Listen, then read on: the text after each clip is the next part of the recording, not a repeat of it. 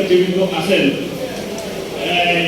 আমাদের ওয়ার্ড পরে ইয়ে পর্যন্ত সভাপতি, হ্যাঁ, কারণ উনি প্রগতিশীল নেতা, উনি প্রতিক্রিয়াশীল নেতা নন।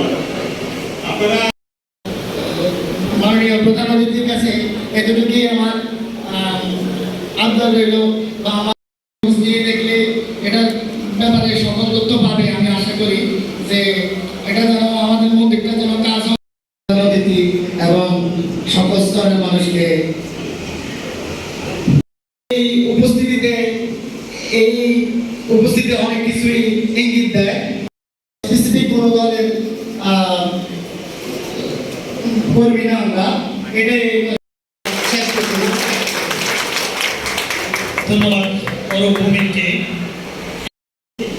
আমাদের উদ্দেশ্যে বক্তব্য রাখবেন রায়মোহন শুক্লা।